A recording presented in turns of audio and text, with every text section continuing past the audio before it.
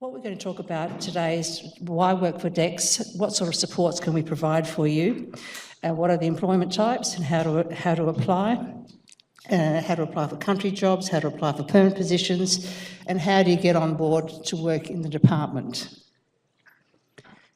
Okay, why work for us? We're a very big organisation, something like 25,000 plus people on our books. We manage and lead public education for children from birth to year 12.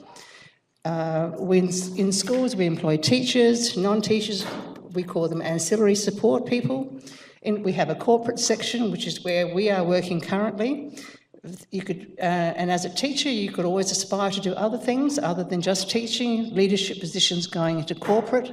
All of us began as seconded teachers. Some of us are still seconded. I'm actually now part of the corporate sector and working in administration, advisors and so on. It's a huge organisation, therefore it can provide you with many opportunities. Teachers can also work across all areas of the metro and rural and remote areas with obviously a diverse groups of children and students with high quality teachers and mentors. And being a big organisation, we have excellent resources offering a wide range of career opportunities. So once you're on board with DEX, we have many things that we can offer you and support you. Mel is going to talk to you about early career teacher development. Hi, so I'm Mel White and I'm a high school teacher. I'm a drama English teacher and very proudly have a couple of ex-students in the room today. I started my career a while ago. I went to uni at Flinders. I did the upper primary, lower secondary bachelor and started my career in my hometown of Keith in the southeast. I went to the Riverland for about 7 years. I had a year in Canada on a teaching exchange, highly recommend. And my most recent school was at Brighton Secondary, where I've got a couple of students in the room. And I'm, like Barbara, a seconded teacher, so I've been working in a team that looks after early career teachers for a few years. So if you were to work with us, I'm wanting to talk to you about what to expect in the way of support for you as a beginning teacher. So I'm going to start by showing you an animation of a program that's been in existence for only just over a year. Fortunately for you, as you're about to graduate, there's so much more support than there ever was for beginning teachers, and this program in DCD is an example of that.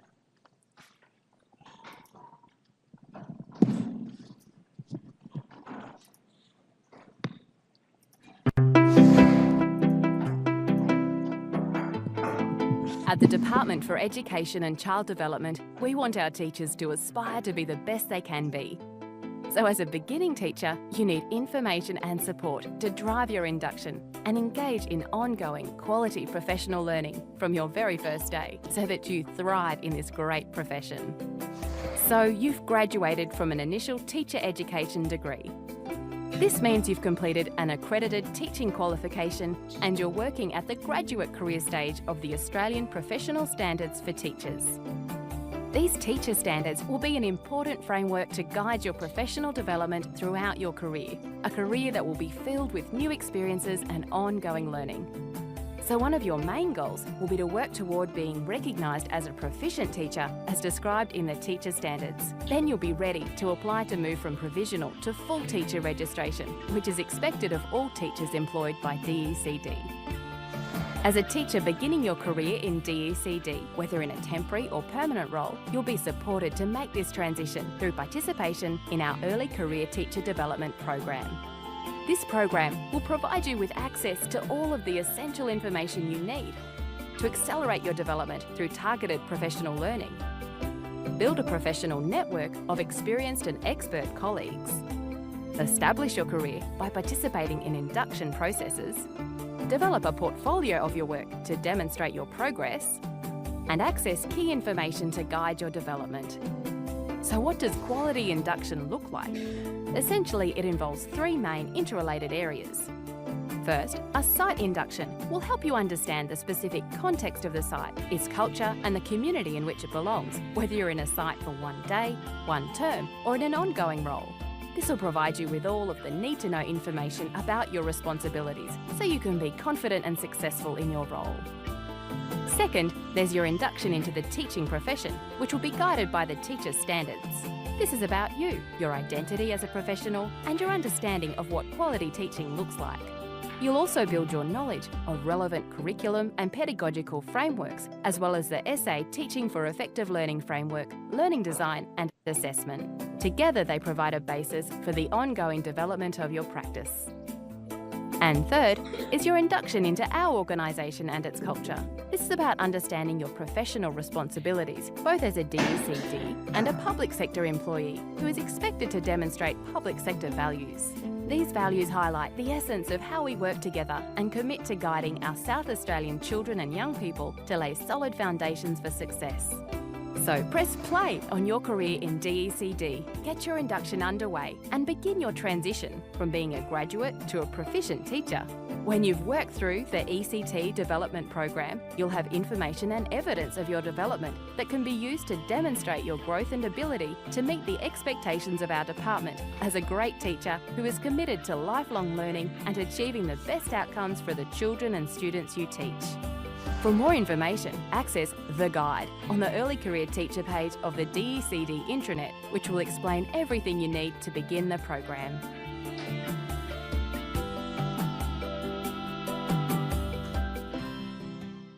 Okay, so many of you probably will end up signing up to work with DECD, and many of you may be fortunate enough to be appointed in a contract or a permanent position. So it's really worth knowing about this program now. While you can't access the program until you are a DCD employee, I want to share with you the elements of the program so that you know to be aware of them straight up. So it's made up of essentially three main things. This year, keep this in mind, our program is synonymous green for go, and this is a guide. It's an electronic document that you'll be able to download, and it really takes you through all those elements of the program that were just shared in the animation, and they very much address a lot of the frequently asked questions. That includes questions that are related to content that you're going to hear from my colleagues here around seeking employment, because it's likely that your first year in itself might be a combination of things. Including temporary relief teaching, contract teaching, or if you're fortunate enough, a permanent position. So the guide, keep that in mind and lock it in your memory. The second major part of the program is a workshop series, which runs over 2 years. So this program is designed to scaffold you to move to full registration by moving from graduate to proficient over 2 years. Now, the Teacher Registration Board, who looks after your registration, allows 3 years for this, but we think working through this program with the support from your colleagues at the sites at which you work, you'll be able to achieve this in 2 years. So here are the workshops. The first one in your first year is about setting you up for success. Really, we deliver it across the state, in regional areas and in the city multiple times throughout the year, and it really does give you the big picture of working in DECD, but not just in DECD. It really tries to demystify for you what is very overwhelming when you get into that first role as a teacher beyond graduation. We have a lovely wellbeing gathering. At the moment it's once a year. It's booked out next week. We have it on. But that day is very much about you. Really important to focus on your wellbeing from the beginning of your career. I know any teachers in the room will know that there is a danger of us forming bad habits around our wellbeing right from the beginning of our career, because we're trying to do the best we can. So this day is really worth setting you up to be managing that from the beginning. And in the second year of the program, or indeed at the end of your first year if you're ready, the follow-on workshop is around being a powerful educator. So that 2-day workshop covers things, really goes deeply into learning design, and thinking about how you can be meeting the needs of all of your students. We look at behaviour management. We have a large focus on engagement, which we know underlies the success and wellbeing of our students. So the workshop series is the second part of the program. The third part are these online modules. The idea is that you work through them over 2 years of the program. You see the topics there are very pertinent to what you need to know as soon as you begin. They're not just a click and flick, they're about you going in, learning building on your knowledge that you've developed at uni, but then trying things out in your classroom. And integral to this module series is you working with a mentor. Now, I know Flinders has what sounds like a fantastic mentor program, so you know all about the value of mentors. When you come into DCD, that's a really big priority, making sure that you're aligning yourself with a mentor that's going to be able to support you to thrive. While you're working through these modules, it will prompt you to reflect with your mentor, because often we say we don't know what we don't know, and you're needing to have those conversations, sometimes challenging conversations when you've had a really challenging day, but often conversations about the little successes and the big successes you're having with your students. So that's the third major part of the program. You would have heard about the teacher standards, and it's likely that you've got a portfolio going already, which is aligned to the graduate career stage of the teacher standards. What's really important from the beginning of your career, in the beginning of next year for most of you, is that the teacher standards run through everything that you do. And indeed, even in your placements already, you're already doing the teacher standards. I'm sure you're aware of that. There's nothing that you can do as a teacher that can't be described by the teacher standards. What's important is that they're not seen as separate. So you're building your portfolio right now because the standards are helping you to reflect on yourself as a quality teacher. Your teacher standards are a lot like your job and person spec. They're guiding you as to how to be the best you can be for your students. So really recommend that you be aware of that and embrace that from the beginning as you build your portfolio toward being a proficient teacher and being fully registered. So as the animation indicated, your first career goal is reaching that proficient career stage with the support of your colleagues. And that will look different for every one of you because your experiences and opportunities will look different.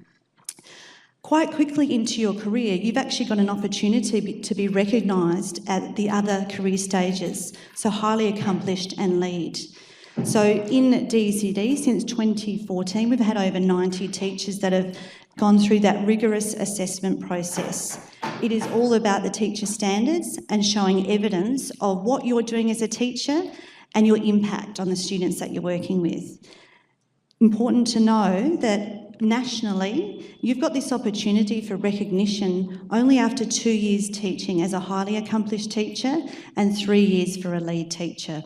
So worth knowing about now, in DCD we now have positions that are actually titled highly accomplished or lead. So really important that you understand it is all about evidence, and it's very similar to your transition from being graduate to proficient. There's just obviously a lot more impact that you're having on colleagues and across your site. Evidence, bottom line, it is all around you. You've got it in your when you're doing your placements, when you're up late at night planning for that next day, which you do right well into your career, I can guarantee. All of those things, all of those artefacts are evidence of what you're doing as a teacher and the impact that you're having. So get into the habit now, and I'm sure you're doing that for your portfolios, to collect evidence, align it to the teacher standards and write about what it is that evidence was all about and the impact that it had in your teaching experiences. This is a teacher in her second year this year. She began last year at Orroroo Area School in the country, tailor stop. And you can see there she engaged in the early career teacher development program and very much reaped the benefits of that, along with amazing support from colleagues at her site. She's continued on in a contract at Orroroo this year and very much benefited from the extra support that was there. While you can't access our program until you work for us, highly recommend something you can access is our Facebook page. Who's aware of our Facebook page? I'm expecting a few extra likes maybe before the end of the day. We have a lot of followers on this page. We promote resources, we promote opportunities, and they will be relevant to you now as a pre-service teacher. So I highly recommend that you check that out, and indeed connect with us and me and my team through that Facebook page.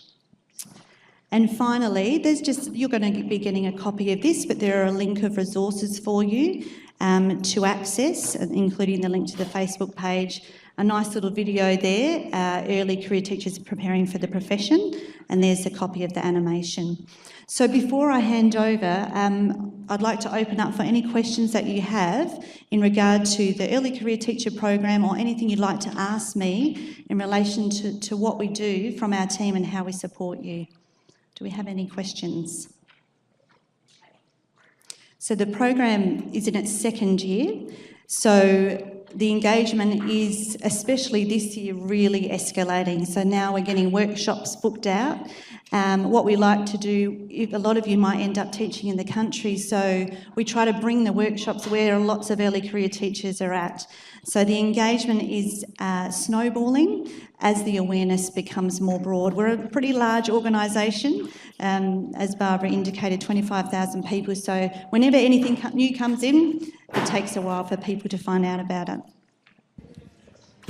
I was just wondering if the early careers teacher modules go towards the professional development for teacher registration hours? Yeah, you bet. So, and the way that you engage in those modules will be different dependent on your needs and your current knowledge. So the hours that you spend will absolutely be able to go toward your professional learning hours. Okay. If you want to work with a department, we have various pathways. We have three types of employment. Temporary relief teaching, you may have heard of, and temporary teaching positions or contract teaching. Both of those positions you can teach by using one particular type of application. I'll talk about that in a moment. And we have permanent teaching positions.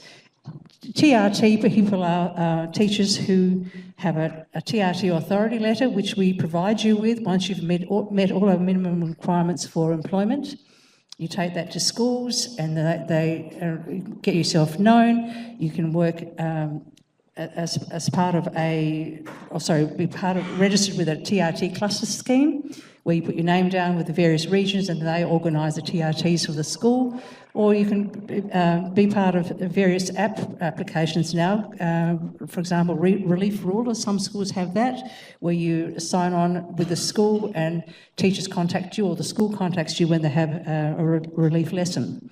We have contract positions. We call them temporary positions, from anything from 4 weeks to 2 years. And you access those sort of positions, or you become part of the register when you put an employable teacher register application, a register interest for teaching application, which we'll talk about later. Or you can win a temporary advertised teaching position via the website. Permanent teaching positions are one where the positions are advertised on our website, and you apply and you're shortlisted and you win it through a merit selection process. Also, there are leadership positions you apply and win in a similar way. Okay, 2 applications. One pathway, if you want to work in a temporary field, for example, TRT or contract, you must put in a register interest for teaching application. Okay, and that application will allow you to be a TRT or be put on the register to be matched for temporary positions as they come up. The temporary application, the register interest for teaching, can be revisited any time. You can, 2 o'clock in the morning, you think, I'm going to add something to my personal statement, or I need to attach a document. Each time you revisit it, you'll be sent an emailed version of an acknowledgement to say that you've made an application change. And the personal statement on this application is per the Australian Professional Standards, which is different to the personal statement for advertised vacancies. And then we have the permanent teacher pathway. Schools will advertise positions from about May this year. Mira will talk about that in a moment. And that school will have an advertisement stating what they want for that school. There'll be an application attached to that advertisement and you apply via that application. Then number Y school will have an advertisement, they'll have an application as well. For every school that has an advertisement, there'll be an application associated with that particular advert. So you could be putting in quite a few applications, as well as putting in your temporary pathway application. So there's 2 applications pathways. Once you've applied for an advertised position and you've sent it through, you cannot change it. You can update it while it's still active, so to speak. You can change it, but once you've sent it through, you can't change it. And the personal statement is different as well. It's under 4 headings: relationship, student learning, curriculum and work safe practices. Okay, all of this information is found on the ETR, the Employable Teacher Register. It tells you how to write the personal statement for the Employable Teacher Register and what headings you have to use for the advertised vacancy. I'm aware that this PowerPoint will be available to you. Also, you should be getting a copy. It looks a bit like that. It will give you some pointers how to put your application in. There's one typo at the end. It says 2014. It should have said 2018. I apologise for that. Okay. Having said that, I'm going to hand it over now to Mira, who will talk to you about permanent teacher vacancies and advertised vacancies. Morning, everyone. My name is Mira Vukovic, and I'm one of 6 senior HR consultants and 4 business partners who were part of our role is to work with site leaders, both principals and preschool directors, to identify vacancies, whether they be short-term, what we call temporary vacancies, or permanent vacancies, which actually these days called ongoing vacancies. So that's just a small part of what we do. And I just want to, I'm mindful that I might forget to mention this, but the stuff that I'm going to be going through today, specifically about how to apply for ongoing permanent advertised teaching positions, early next term we're hoping to actually have an audio link on the Department for Education website, which will actually talk you through how to apply for these positions. So we're in the process of putting that together. So you'll find that when I go through this stuff today, it's really, really brief, whereas that is going to go through the process in a lot more detail. So it's highly recommended that you do have a look at that. So we're hoping that that's going to be up on the website by possibly week 2 or week 3 of next term. So, permanent or ongoing teaching vacancies for positions beginning in 2019. The expectation is that, and this will be mentioned further down here, that at about week 5 of next term, we will start advertising permanent positions on the DECD. It's not called DECD anymore, the Department for Education website. And the beauty about these positions is that anyone can actually apply for them. So whether you're a permanent teacher, whether you're an employable teacher, someone who's about to complete their degree, either mid-year this year or at the end of this year, you actually are eligible to apply for those positions. I'll get to your question in a moment. And everybody who does apply for these positions is treated equally. It is a merit selection process. It's a 2-panel membership. Normally it is the site leader plus an AEU panel trained member. And these positions and people are nominated for these positions based on merit.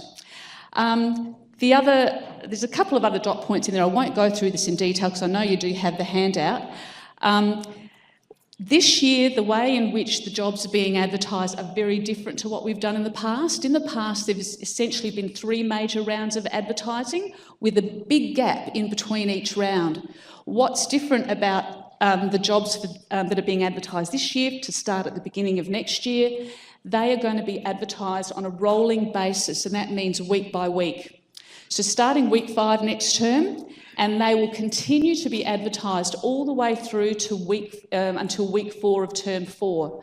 I just want you to be aware that even though we say they're going to be advertised on a weekly basis, there may be some weeks that there are no new jobs that are put up, whereas other weeks there might be a bucket load. It's just the way in which they come into us and the way they get handled. So we advise you strongly to check from week 5 on a weekly basis, and they generally get put up on Thursdays, okay? So Thursdays for quite a long period of time during the year. So again, they're going to be on the Department for Education website. Now, this information on this particular slide are the 10 sections that need to be completed when you apply for an ongoing teaching position. And what I might just add here is that on a regular basis, we do actually advertise temporary teaching positions on the website as well.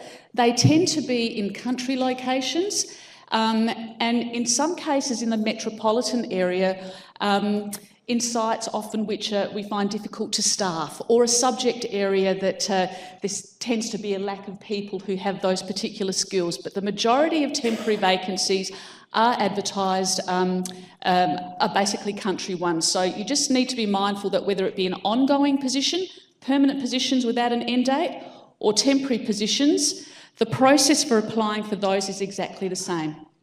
Okay, and this information that you see here, as I said, that will be explained in a lot more detail on that audio link that we're going to have up on the website. Okay, now, in terms of applying for any of these ongoing vacancies, as Barb alluded to earlier on, there are 4 areas that need to be addressed in what we call the personal statement. It's another term for the application. The 4 areas that need to be addressed, and it is a 1-page personal statement, I just might add. So when you think about 1 page, not an awful lot of space to write a lot of, the information that you need to include. Some people have gone to the extent of using some ridiculous sized fonts, like font 6, and try to cram everything in. It's highly advisable that you don't do that. We recommend sort of the size 10 font at the very least, because let's face it, a lot of the people who are going to be on the panel members, and I'm one of these people, you can see I've got glasses and I need to wear glasses, just to read a size 16 font, let alone a size 6. So just be mindful of that kind of thing. So the 4 areas that you need to address are relationships, student learning, curriculum, and safe work practices. We highly recommend that the first 3 areas are the ones that you spend most of that 1-page personal statement. Most of the information should be related to those. The safe work practices can essentially be summarised in a couple of sentences. So the majority of the information in those first 3 areas. Now, when you see these vacancies advertised, what the site leaders will do is have a position descriptor, which essentially is describing what the position is about. That is your guide as to what you need to include in your personal statement. Now, that position descriptor often is about a paragraph long. There isn't enough information in that position descriptor which describes what the site is actually about, what the key priorities are for the site, and so on and so forth. So you are highly advised to go to the site's website to get all that extra information. Okay, so that you have a really clear understanding of what the priorities are at the site, so that when you're writing this personal statement, you are actually tailoring it to that site and to what that particular position is. Having one generic statement that you then flick off into every vacancy that you apply for is going to be detected very quickly by the panel. They can see that you have not tailored it to the specific requirements of that particular position. Okay, so, and I'll talk about that a little bit more in a minute again. Now, in terms of applying for the position, Barb mentioned earlier that once you've actually submitted your application, gone through those 10 steps and pressed the submit button, there's sort of no going back. You can't basically go in and update your personal statement, because you remembered last minute that you forgot to include something really important. Please don't leave things to the last minute when you are applying for these positions, but also be 100% sure that you're satisfied with what you've written in that personal statement and all the other information that you've included before you press that submit button. Okay? The vacancies are advertised for a 2-week period, and we recommend that you do not leave it until the very last day to submit your applications for any of these vacancies that are advertised, because guaranteed, information technology and all things will go wrong. And I don't think we've had a year yet where something hasn't gone wrong.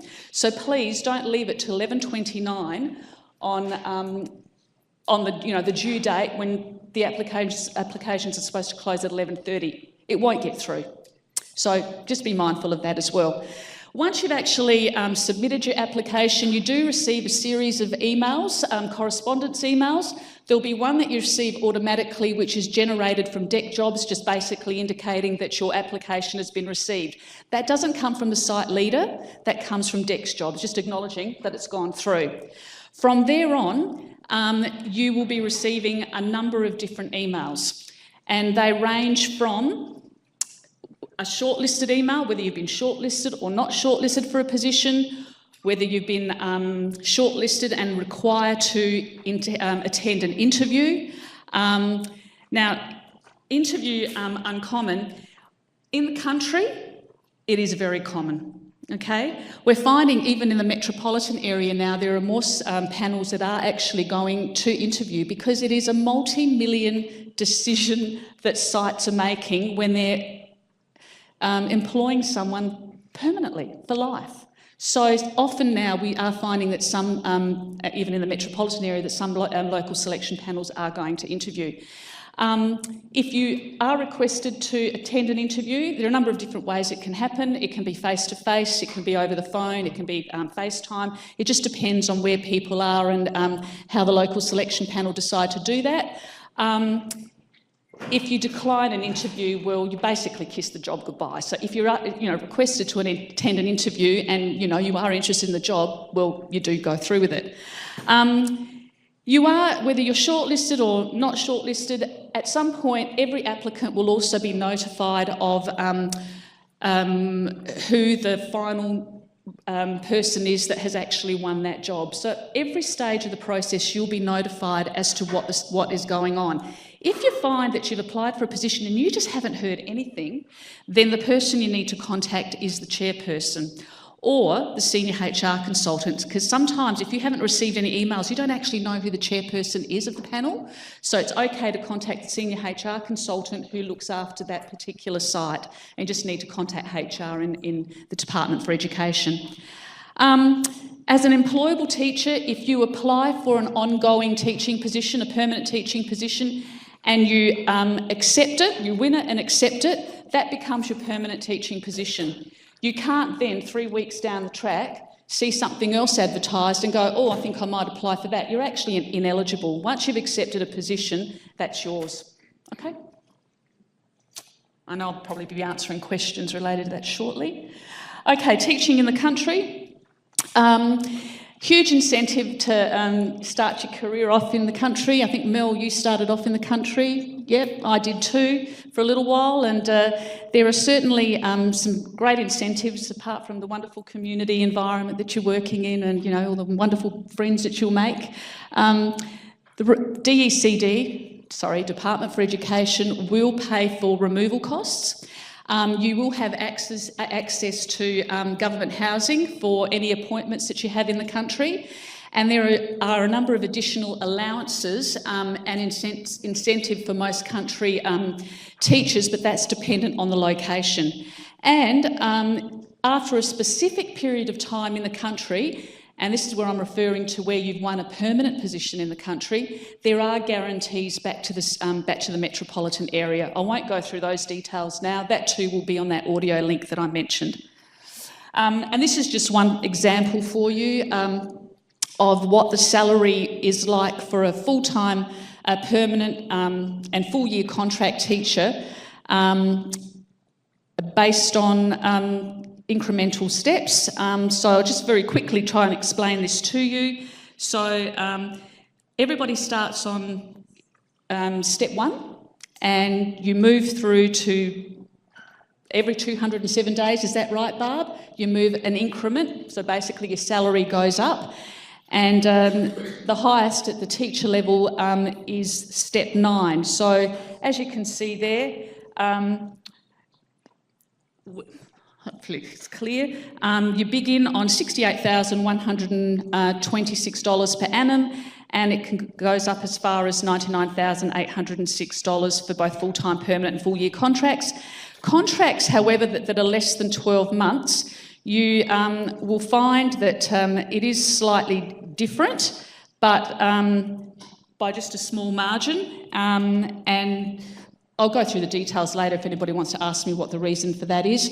TRT rates are there as well. So not a bad salary to start on when you think about it for, on a step one. So there you go.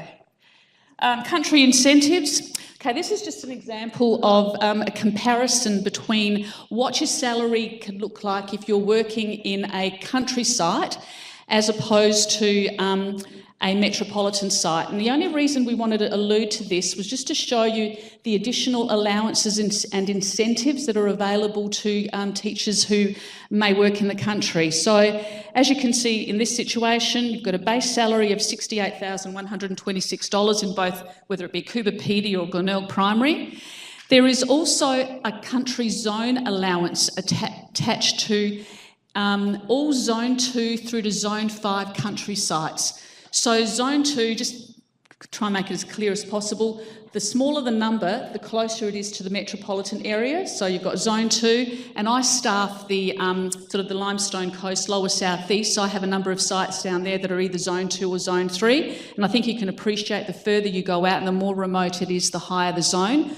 The higher the zone, the higher the zone allowance. There is also a locality allowance as well as a one-off incentive allowance. So you can see the difference there in the first year of teaching at Coober Pedy Area School, $86,804 as opposed to the flat $68,000 or thereabouts in the metropolitan area. So there are incentives for people to go out into the country. So this is just one example. And of course, depending on which zone the site is in, those figures are going to be different. Okay? Beautiful. This information here is just some information that we've received from a number of principals as to the sorts of things that they are looking for from both people who are, from your personal statement, as well as, the work that you're doing in a school while you're doing your practicums.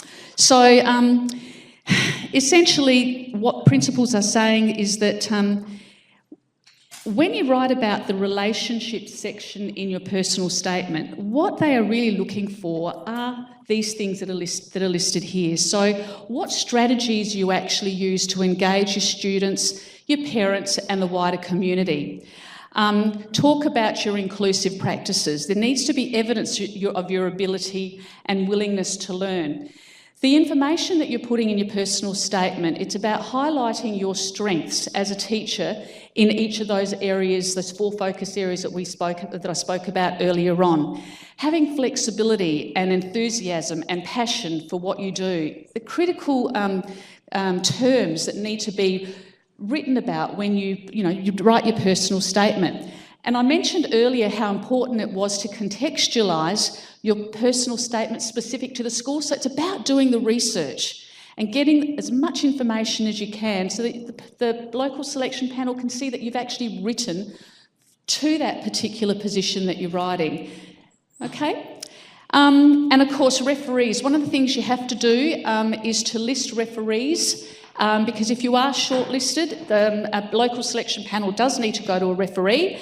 It would be really wise if you let your referees know that you've actually put them down as referees, and it's also a really good idea to give them a copy of your personal statement or statements if you apply for more than one position, so that they're aware of the things that you've written about and can obviously support and provide any additional comments that are necessary there.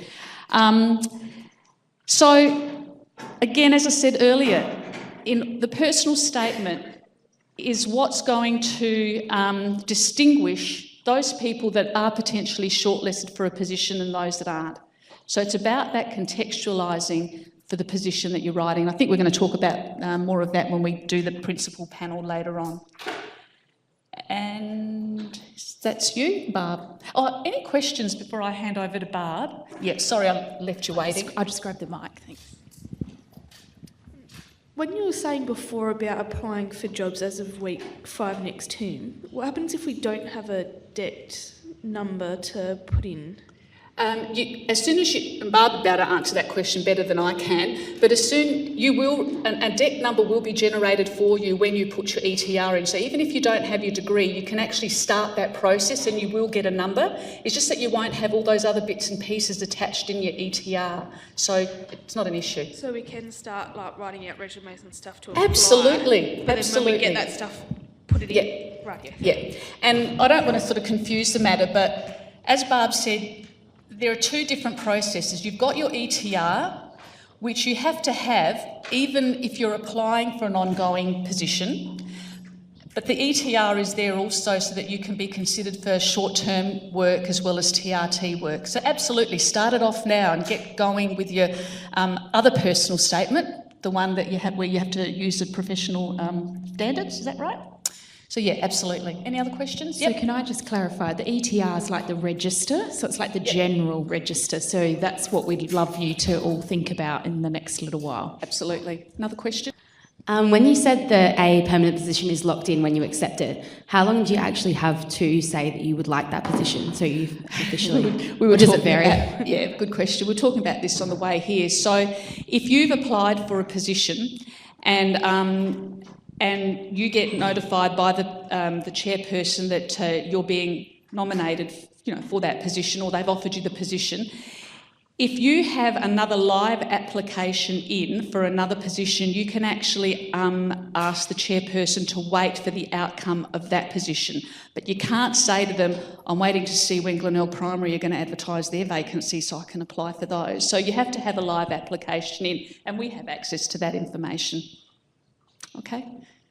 Thanks, guys. I'll hand it over to Barb. Sorry, thank you. We'll have more questions at the end. Okay, so if you want to work with DEX in any capacity at some point in time, you will have to put in an employable teacher register application. To do that, you need to have a username, which is your email address. Don't use your uni one because that will expire at the end of this year. Make one up that is your own and also isn't too risque. Okay, think about what it is you decide to call your email address, because that's the email address we will be contacting you on for all sorts of things. Everything's done by email, okay? And then you work out your own password. There'll be instructions when you go online. You'll be sent an email giving you a temporary password, and then you can change it to your own. What's happening this year, a new application, it's still in progress. We have what we call a job seeker account, which means you can go into the application. There's a major section where you can put all your compulsory bits in, your personal details, all of your attachments, and then at any point you can go and complete the ETR application. All right, so that is available now. The actual application for the ETR for 2019 is still being tested, and I would recommend you don't do anything with that one this week, but I will say get onto it as soon as you can, because you're doing your final pracs this year. When you're doing your prac, your last thing on your mind will be to be putting an application in. So the sooner you get your applications in, you'll be on the register. You can't start work yet because you haven't finished everything, but at least you're on our books, so to speak. You'll have an ID number ready to go. Okay, please don't do what most teachers do and don't read the instructions because you think you know what the answers are. Always read the help on every page. There will be some changes this year, as I said. Read that first, then complete the application, okay? If you do that, chances are you won't have any mistakes, and it'll go straight through. You'll get an email stating you've got an acknowledgement, and it'll also show you on that email that you've got required. All the things that are still to come, like your registration, might be your RAN, might be your first aid and so on, okay? But you will get an email giving you an acknowledgement of what you've actually applied for. If we get time, I'll go onto the link, but basically you go onto the DEX website and go to teacher vacancies and DEX jobs. Our acronym is DECD jobs. Click on there and there will be the application for 18 and 19. Are any of you finishing early this year rather than... Okay, so if you want to work this year, you need to put an 18 in and then you put a 19 in as soon as possible too. So at the moment, it is a yearly application. You must put one in every year until further notice. Okay. Okay, as I said, you have this job seeker account which has a compulsory section, and then there'll be various other applications that you can apply for, like the ETR, or if you wanted to work in ancillary, for example, you could put an ER in, or there will be the advertised vacancies as well. So that's a different process with a bulk major compulsory section attached to it. Okay, what we need from you in your application, there are mandatory sections. You won't be able to go any further until you complete the certain mandatory sections. You get a red box will tell you can't progress any further. You need an ETR if you want to work with the department in any capacity at some point. You need your qualifications. Now, you won't have your final academic transcript. You can put an interim one in. Because it's a compulsory section, you must put something in there. When you get your final academic transcript, put a copy up on the application, and also you've got to provide a JP signed one to the Teachers Registration Board. As I said, academic transcript qualifications, well, your parchment's fine, but if there's a preference, we prefer you to put your academic transcript, because that way we can see what subjects you're qualified to teach. RAN, which is responding to abuse and neglect, education and care, that's the one we expect you to do, not the child safe one, okay? Even though Teachers Red say they'll accept both, we only prefer the RAN EC because it's school-based. First aid, minimum requirement is the 002. You can do it with anybody. You don't have to just do it with Red Cross. Now, as long as it's the HLTAI D002, you can do it with any provider. You can do higher version, like a 3 or a 4 if you want to, but the minimum requirement is the 002. Also, if you're born in Australia, we need a copy of your birth certificate. If you're born elsewhere, you've either got a visa or a citizenship paper or something to show that you can work in Australia. If you're on a visa, we need a copy of your visa to say that you've got work rights and so on. Personal statement and resume, even though they're not compulsory on the application, I think they're important for you. Your personal statement, as I'll talk about in a second, is different to the advertised vacancy. And your resume is about things that you haven't been able to include in your application, but you can add, things like your community service or all the other things that you think might help to assist in your application. Subjects. Okay, we have 3 ratings. When you put a subject in, you might put in primary, which is PR00, and you'll have to put an A, T or an N rating. Very simply, if you are qualified and you've done your final or your penultimate prac in that subject, you can put an A rating, assuming you've passed it. If you have primary and you never did a primary prac, you can put a T because you've got qualifications without actually having done the experience. N means, I'm in the country, I'm really keen to do drama, the school needs somebody, and they've asked if anybody wants to volunteer. You can put N down to say that I'm prepared to have a go. The other version of T is, for example, that person who wants to teach drama in Ceduna, for example, and they've taught drama for 2 years, having started with nothing. After 2 years of teaching at least 2 days a week, that becomes, from N, it becomes a T rating based on experience only, okay? A T person who has no qualifications can never get an A rating unless they go and study. Okay, as I said, make sure you put up an interim transcript so we can see, and then when you've finished, you can put your final one up. Also, your last 2 pracs, we need to see those as well. Make sure they're attached. Read the information about scanning and attaching to put the document in the right format so you don't get too big a document and you can't attach things. Okay, personal statement. Again, in the ETR, there's a lot of information about what to write and how to write it for the various types of personal statements. Please read the differences. The ETR for personal statement is under under 3 headings to do with the professional standards. Within those headings, there are subheadings as well. Generally, they cover the same content, but this one is more generic, whereas the school-based ones are specific for that school. You direct it purely for that school. Okay, employment declaration, a compulsory section. It's about various things you have to declare. If you've got a medical problem, it doesn't mean you won't be able to work with us, but you need to declare it. We may need to do a follow-up, so you get a clearance from your doctor, for example, but it doesn't necessarily stop you from working. But we need to know, so we don't put you in a situation where it might be unsafe for you, or the school might need to know if there are any supports you require. So please be honest with it, disclose if you said yes to anything, you must disclose and provide full details. And while the application is a yearly one, you'll have to complete this every year as well. This is a condensed version of what the ETR, your TRT authority letter will look like. And this one is a person who has got authority, an approved letter. While you're applying and adding more things during the year, your letter will say not approved until all of the requirements have been met. But you are in the system, and technically you can be matched for vacancies down the track for next year.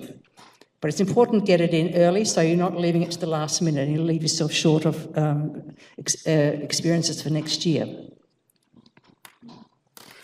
Recap, what do you have to do now? Go home.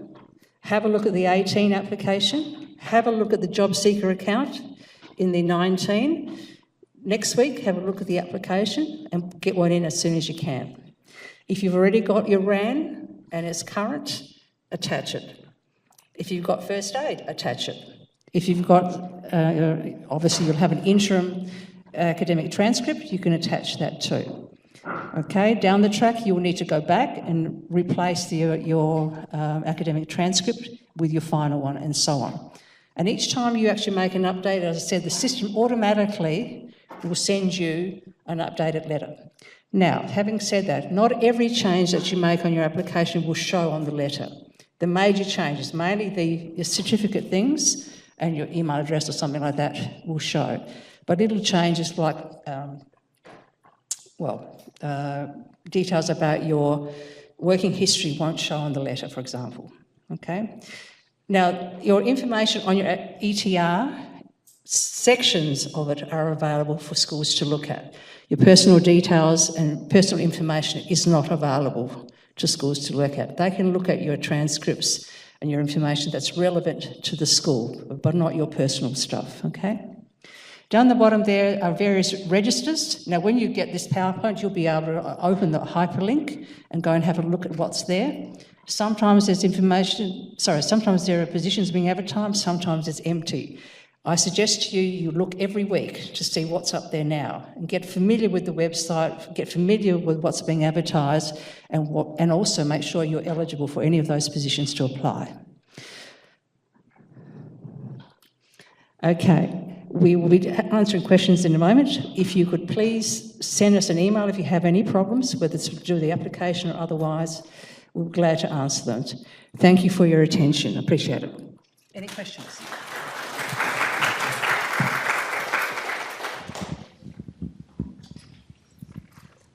Just for those of us who aren't graduating this or next year, I'm assuming we can't do the ETR application until we're graduating? Say that again, sorry. For the students here who aren't graduating next year or this year, we can't start that ETR application yet, can we? The 2019 is not available yet. It won't be available. Maybe this week, but I'm saying, on the safe side, leave it till Monday, because there are a couple of glitches we found. It was supposed to be released yesterday, but they've had a few glitches. As I said, it's a brand new format, so give it a week, that's what I'm saying, and then have a look. Thank you. So that's a yes, they can, as soon as it's available next week. Yes. Ish, yeah. Ish, okay. we hope, yes. And that's what we really want you to do is, we know a lot of you are going on to placement, but it's a perfect opportunity to start the application. Any other questions? Just with regards to temp positions versus permanent positions, if you say, do temporary roles tend to be allocated after permanent positions have been filled? So again, with that, if you've accepted a temporary contract, let's say, are you then precluded from applying for a permanent position? You'll find that it's very rare that you'd have a temporary vacancy that you'd have to worry about before the ongoings. Essentially, all the ongoing ones are finished up before we start the temporary ones. But if it was to happen and you've committed yourself to a temporary position, there's no issue with applying for or accepting an ongoing position, but it tends not to happen, okay? Thanks. We might leave it at that. Thank you.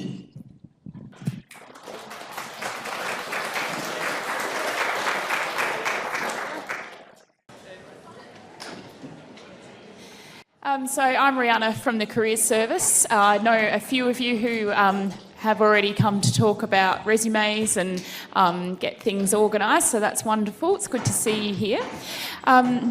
Now we're going to have the panel of principals and leaders across the sector. And so what I'll do is I'll get the panellists to introduce themselves and say where they're from. And then we're going to hear from them as to how you can use your upcoming placement or future placements in relation to succeeding in gaining employment. Obviously, a big focus is on classroom teachers, but there are a lot of roles out there that you may be interested in thinking about, if you haven't already, that are outside of the classroom. And so there's lots and lots around, and we can certainly talk to you about that from the careers perspective at any time. So to get started, we'll have the microphone maybe down one end, probably easier, isn't it? And I'll ask you, Kylie, to start. Thank you. Hi, I'm Kylie. I'm from National Disability Services, which may seem strange talking to a room of teachers, but I'm one of the people who are the alternate pathways. Hello, my name's Nicola. I'm from the Catholic Education Office. So I work in the HR team for the Catholic Education Office. Just really briefly, because I know you've had a rundown from DECD this morning about applying for roles within the system. I'd like to point out that we are quite different to DECD in our application process. We're all looking for great teachers and we all are asking for very similar things, but our processes are different. So really briefly, we've got 103 schools here in South Australia. Our schools recruit individually for their teaching and ESO positions. So the HR team, we manage the positions vacant site, but we don't recruit for the CEO, we don't recruit for the schools. The principals and the leadership of the schools do that themselves, and you apply to that school individually, not a whole blanket application. So you need to, if you're, and we're talking about the placement today, we have a positions vacant site on the Catholic Education website. And normally we would do a bit of a presentation on that and show you that link. So if you're about to go on your placements, you need to go onto that site now and have a look at what we ask for and what the different schools are asking for the different roles. Unfortunately, this is the end of term one, so we don't have a lot of vacancies up there at the moment to guide you, and that will increase as the year progresses for next year for permanent and temporary placements. But you really need to get on that positions vacant site and look at what some of the schools are asking for. What primary schools ask for as part of their application is quite different to what the colleges ask for.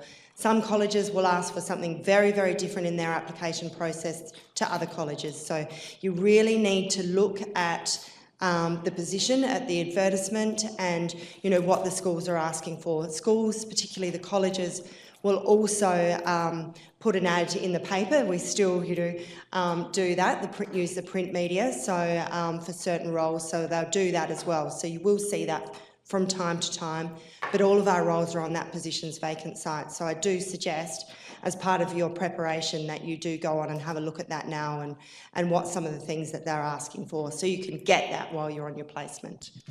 Thank you. I'm John Provey, the Executive Director of Lutheran Education, South Australia, Northern Territory, Western Australia. Similarly to what Nicola's just said, Lutheran schools are independent schools. They operate, each of our learning communities operate independently and therefore will advertise independently, and will advertise through Teachers on Net. That's a standard for all of our learning communities. And subsequently they may be through Seek, but they are always through Teachers on Net. I'll cover off perhaps a little bit as we speak later on through different things, some of the nuance of what happens with the process within our context, so that you have some insights into how you can apply or best apply for positions in Lutheran education. Thanks, John. My name's Kevin Mooney. I'm with the Department for Education. I'm currently Principal at Mount Compass Area School. And then we've met. We've all met. Yeah. Hi again. Hi. Excellent, thank you. Okay, so I guess we don't all have to answer every question, but I'm sure you've got something from each perspective. So as far as using placements, how can the students use their placements to further enhance their chances for employment? If someone would like to start off with an answer for that one. In terms of encouragement for using your placement to enhance employment opportunities, as you go into any placement, you're going to be in a situation where you'll have your areas where you have your specialty, and hopefully you do get placement in your area of specialty. I think that's really important, so you can actually feel really comfortable that you have something which is known that you can then develop and enhance as you have your practicum. The key is also being able to go through stretch, and that is take up opportunity for engagement in areas of learning that aren't necessarily a specialist area. They might be an area that you have covered off throughout your studies, or you are challenged to say, would you be interested in? And the answer should always be yes, however, with some degree of trepidation, because it will require some work, and to drill down to actually do the background to be sufficiently competent to be able to cover that.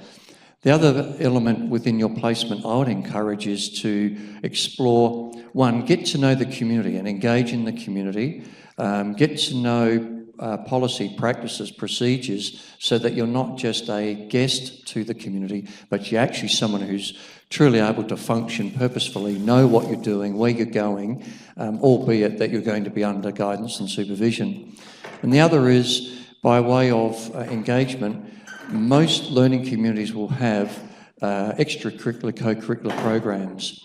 Take up the opportunity to delve into those, to be involved, because that one builds a capacity for you which can give you employability, but also it enables you to interact with members of staff, but also students in a different way than your professional discipline area. Those are a few points. Of course, I agree with everything that John has said. And just to add to that, I think use this placement opportunity and experience as the opportunity to get alongside of, if not the principal, if it's a massive school, and other members of the school leadership, and talk to them about your application, your experience, your other experiences, and ask them for feedback on what they would be looking for from a new graduate coming into a school, and what key things and what key competencies they're looking for, and how you can get those as a graduate whilst you're on that placement. From a disability perspective, there is generally going to be children who require additional support in your classrooms. And as a student, this is a really, really good opportunity during your placement to see how those different types of negotiated learning plans or anything work for those kids. So while having a look at them, reading through them, talking to the kids, talking to the people that are in there supporting them, just to learn about the whole process that's supporting the child while they're in the school, because sometimes it's an extension of what's going on outside school as well. So it's a really good opportunity to get a really good holistic view of that child's life and what might impact them while they're in your classroom. Yeah, just make it a really authentic experience, and remember that this is a pretty competitive business now, and when you come into the school, don't hide yourself away. You've really got to enjoy the experience and remember that people are watching you. They're assessing whether they actually want you to be part of their staff. And there is a big number of teachers employed because they performed really well in their practicums. And so you need to be aware of that. The other thing is, I've only got a staff of FTE of 33. 11 of my staff I have employed because they were doing TRT at my school. So that's the extension of being employed from your practicum. And of that 11, 5 are in leadership. So, it all starts now, and that's what you've got to work towards. And I guess to tie that all up, it is all about making an impression from the first day that you arrive at any site, as a pre-service teacher, but as a TRT, as a contract teacher as well. And as Trevor has indicated, there are great opportunities. If there is a position the following year, certainly you're going to be considered for that if you're making that impression. And while you're there, especially your last placement, it's about really building on your professional network. So those colleagues that you're working with while on placement are going to be really key as you start your career. So really seeking out those that you know can support you, perhaps that you gel with, and making an impression with them as well.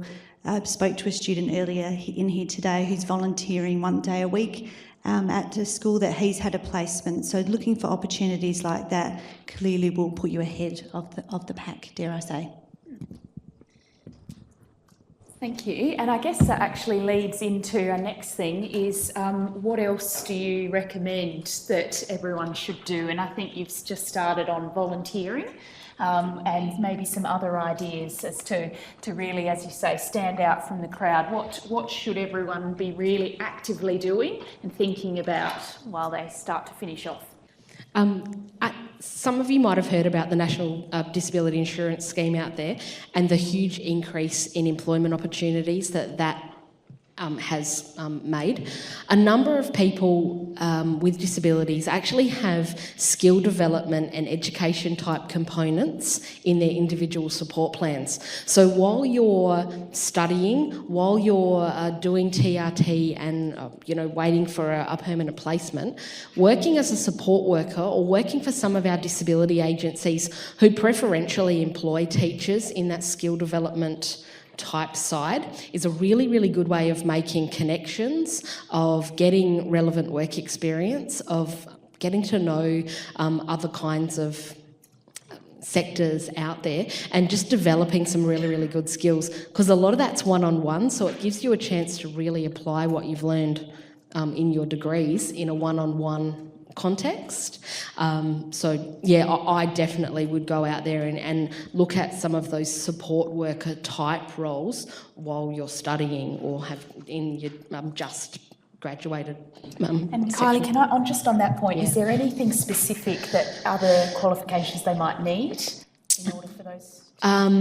Most places will require you to have your senior first aid certificate or applied first aid or whatever the new term is for it. And as you already do that for your placement, it'll require a DCSI police check, which most of you will have an equivalent for your placements.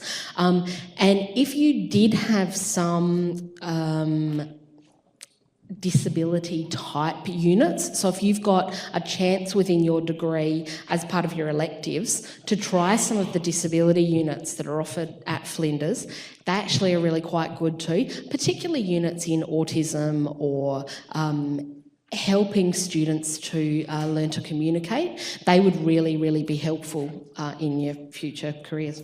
Or even just some workshops as well. Yeah, even just some workshops. Yeah, absolutely. I'm getting around there, just talking to people, and I'd like to reiterate the volunteering thing. If you volunteer, people in my sector especially, that is often a entryway into a good job. I'll state the obvious. Study hard, use this time well. As Kevin said, it is very competitive out there. getting more and more so.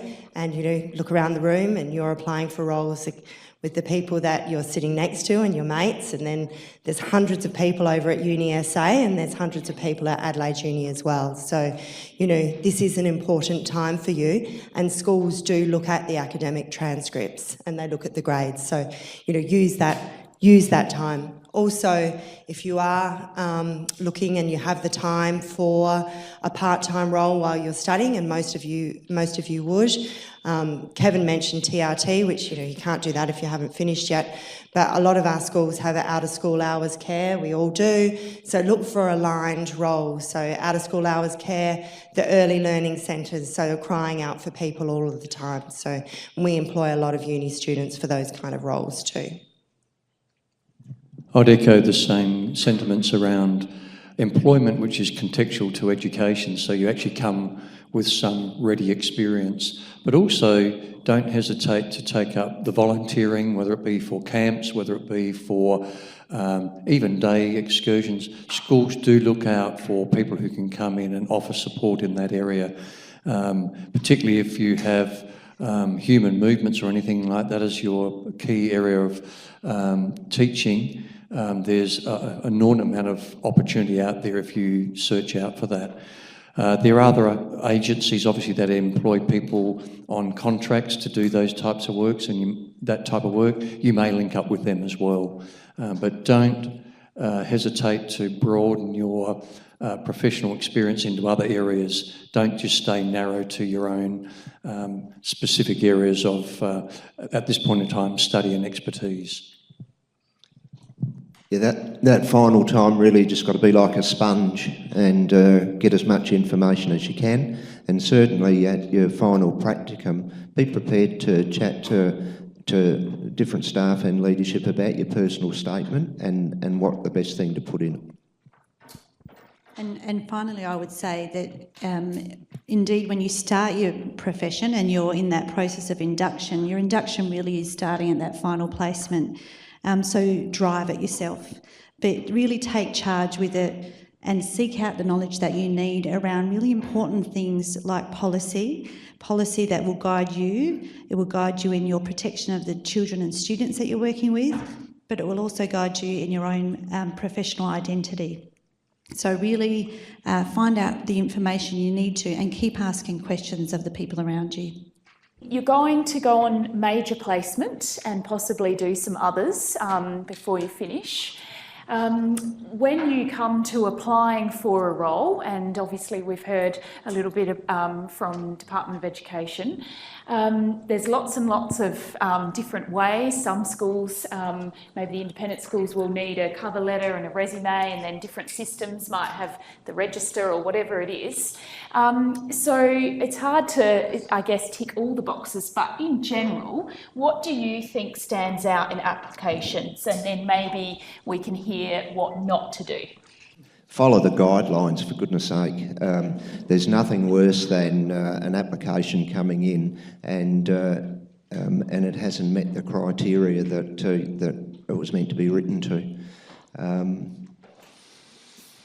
Don't make your personal statements generic. Quality is better than quantity. Just to give you an example, last year I advertised 2 junior primary jobs. In total, I think I had about 320 applicants, and I can guarantee 90%, I read them all, and 90% went straight in the bin because they did not mention my school once. And that indicates that that applicant is really not interested in coming to my school. And that's what it's about. That's how a panel will read them. Has this applicant investigated my school? What do they know about my school? Are they really interested in coming here? And you know, that's the bottom line. So take the time. On the website, there is so much information on any school's website that will begin to give you some insight to the culture of that school, and that's where you've got to find yourself when you write your personal statement or your application. Further to that, within any advertisement, there will be to whom you apply. and make sure that you actually write to the person who's designated as the person to receive the application. There's not a generic mailbox. Schools will receive that. It generally will be to the principal or to, if there's a director of staff within if it's a college. So make sure that it's addressed to the appropriate person. Question? So when you say addressed to the correct person, would that be, say, the principal, or is there a set person who specifically... It will give you the direction within to whom you are to apply, and it'll actually have the person's name.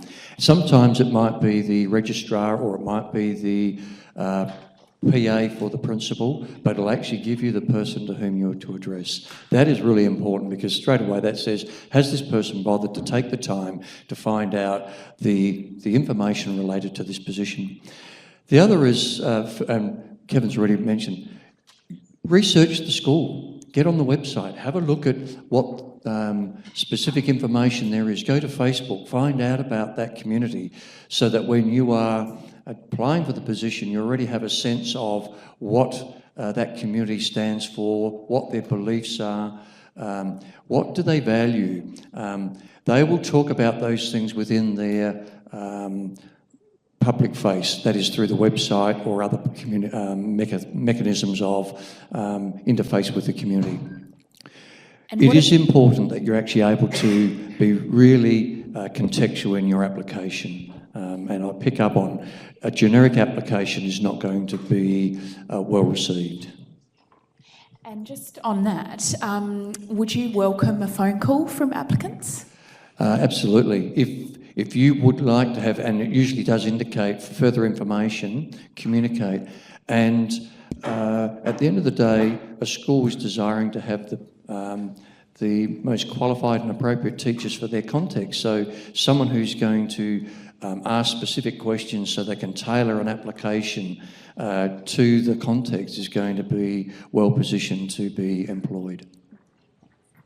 If I can just add a couple of things from our perspective. Kevin, you might want to add a little bit more to this, but in applying for Department for Education ongoing teaching positions, as Kevin indicated, he had something like 320 applicants for 2 vacancies. We have a number of sites that get 320 to 380 applications for 1 position. So we need to also protect our site leaders in terms of them receiving 320 phone calls from people seeking further information about the site.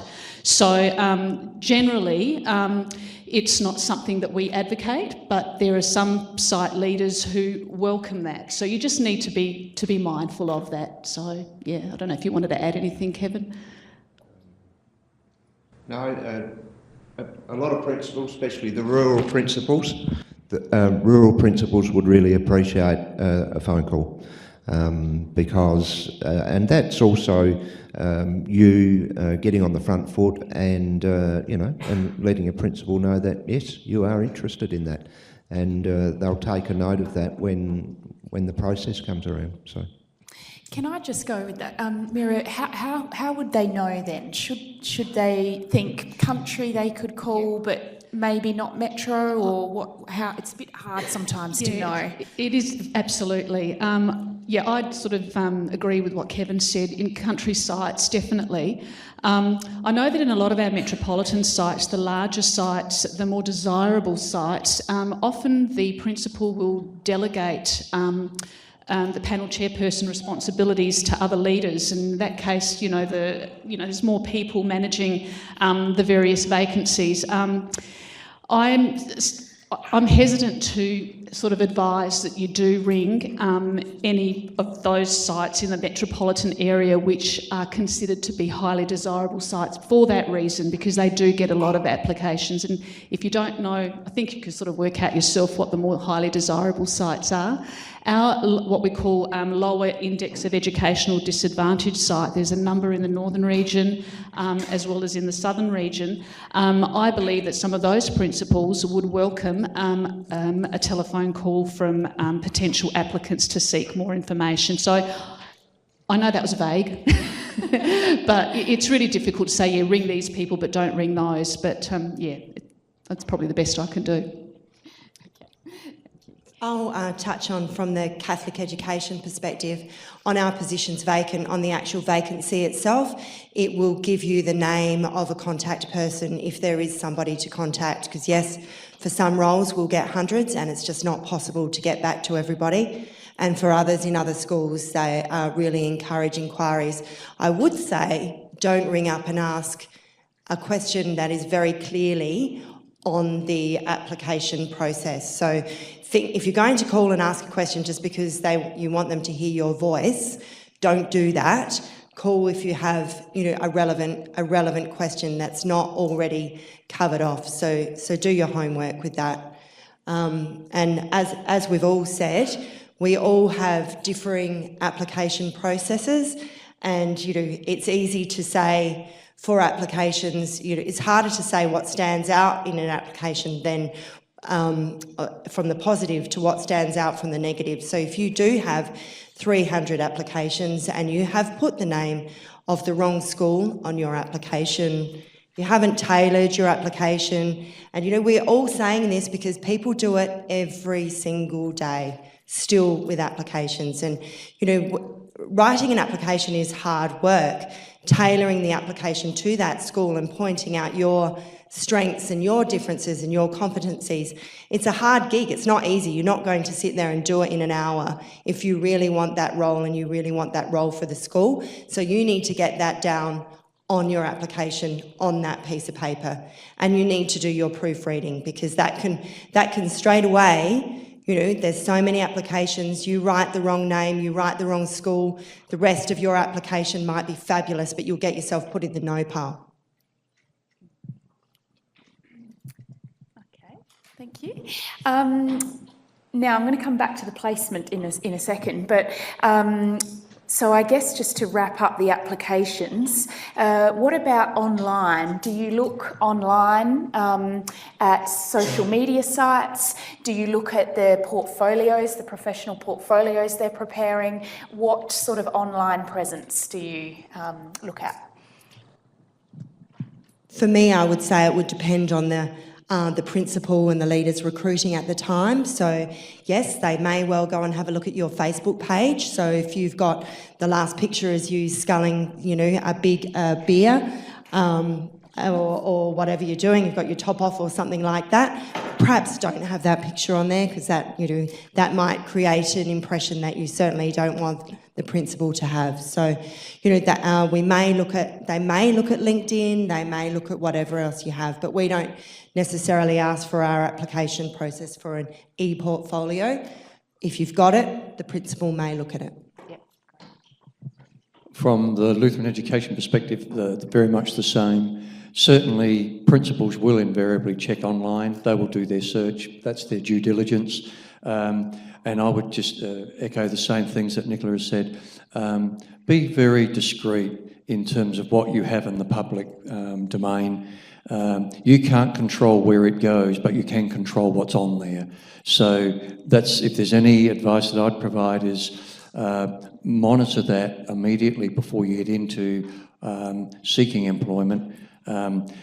Remembering what you share with family might be quite different than what you want on a public and professional face, and that's not always readily understood. When it comes to other mechanisms of finding out information, networks. Adelaide is a small city. South Australia is a small state population-wise. People do know each other. They will be asking questions. You may well be known before you arrive for the interview, because others would have been asking questions and said, do you know of? I've got an application before me. I'm going to interview this person. What could you tell me? So there is all that happens, right or wrong. That's the nature of being in close community.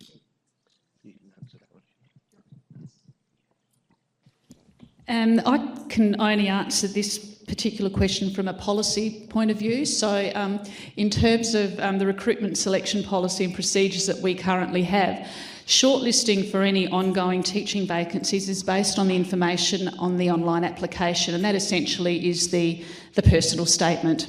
So there's no expectation for you to attach any sort of links for the principal to sort of have access to or anything like that. But I'd be naive in thinking that our principals don't actually go that one step further and do access possibly Facebook and whatnot. So, yep. If you are looking at those pre-teaching jobs in the disability sector, if you apply for one, they will look at your social media site. That is pretty much the first thing that most of them do. And the language you use, the kind of activities that you participate in, like, for example, if you're going to work for a particular organisation supporting people with disabilities and you've got something not very nice on your social media, or you've made a statement at one point that maybe not inclusive or accessible, they'll remember that. So it's, as everyone said, it's really, really important to control what goes up on social media because it will come back. And particularly so those of you in the disability specialty, or anybody who's going to look at that as a potential sort of part-time career to get you through, everybody knows everybody. Everyone has heard your name, and you'll get to know people really quickly out there. So yeah, just really be aware of what your professional face you're putting forward. So obviously using person first language, should we incorporate in our applications when we apply that we've got a specialty? So for me, like, I've got a spec ed degree coming up one. Do I then include there that I'm studying the spec ed and I can incorporate that in there, or do I need to leave that out? I'll just repeat that for the microphone. So in your applications, should you put in specific details about your specialty area? From my perspective in the disability sector, absolutely. If people know that you do have experience in the disability sector, a lived experience in the disability sector, so you've got a family member or a loved one with a disability, any experience that you've got, any work experience that you did in the disability sector, any volunteering, part-time work as a support worker, absolutely. That's really important to go towards showing that you have that experience. You guys. What about the school area? Do you guys benefit from us putting in that we're special ed trained, or? Yeah, I mean, obviously if the role is a specific special ed role, you would want to say that as part of your competencies as part of the application. But, you know, for every role from a Catholic education perspective, you'd need to do, a one-page cover letter introducing yourself. So you would also mention what you've studied as part of that. So even if it's not specified that it is a special ed role, do you still want us to put in there that we have done it? Absolutely. Well, you would also have your transcript as part of your application potentially, but you'd need to say, you know, this is what I've studied. And if you are applying for a role that doesn't require special ed, then you're going to need to focus on what competencies they're looking for that role, and how you can bring in what you've studied to have the direct links with what the school's looking for. In any time when there's an advert out for a position, it will be for that specific position, but principals will always be looking at the matrix of all their staff and where strengths lie for staff to perhaps broaden their particular area of expertise. So if you didn't include that, you'd be discounting terribly your capacity to value add to that community. I have a very related question with this. I'm from another country. I'm just here for completing my scholarship, but still I'm interested to, if I get a chance, to volunteer or work with any school in inclusive setting. So I really don't have, I have my certificate of being an occupational therapist. Now I'm doing Masters of Education. But I'm a founder of an organization that is related to special education and teaching, special needs school in my country. But I don't have certificate for that. So my experience, how do I include that in a cover letter or somewhere? Because it's been 10 years I'm working in that area, but I don't have a certificate for that. So just want to know. That's an interesting challenge in that whilst you don't have a recognised qualification in this country, it's still experience that's very relevant. So it's most important that that's spoken to in your application, in the cover letter. or covering letter or in other areas of the application process. And that goes for anyone who has maybe experience that you have from volunteering or whatever, that you actually speak to that in the application, even though it's not a formal qualification. Those are the value adds that are really incredibly important for ultimately sometimes discerning which individual would be the successful applicant. And don't try and second guess out of your experiences what would be your other work experiences, what would be of interest to a particular principal, because if you've worked at McDonald's for the whole time you're at school and a couple of years at uni, you need to make sure you've got that on your resume, and you may well be able to use your experiences from that as part of your addressing some of the certain competencies they're looking for. All work experience and other experience and volunteering experience is good experience. Make sure you have it on your resume, at least as even just a dot point. So don't discount it. Yeah, you can use your resume for a whole host of things. Just bear in mind your personal statement. It's pretty limited space. It's only one page. So you've got to be really discreet about what you're putting in there, but the resume is a really valuable document that we have a really good look at, and that's where you could include a lot of those things. I realise this is a department question, but with the decked resume, there are specific requirements for that resume. It's not a traditional looking resume, is it? No, because the application itself has a lot of questions already, and where some of the things you put in a resume would be part of the application. The resume, as we look at it, are all the things that you haven't been able to include in your application that could be relevant experience or after-hours activities that you do that could supplement your application in some way.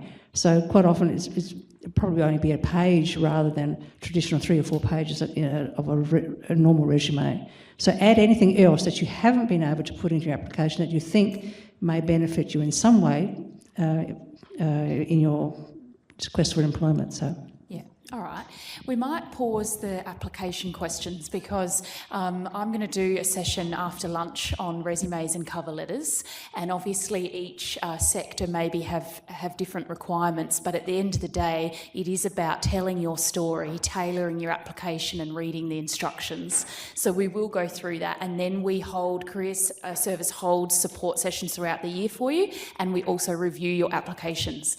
So I'd like to finish the panel session off with a few tips that you can take away in preparation for your placement, because I know a lot of you are about to start a major one. You're in that headspace as we speak.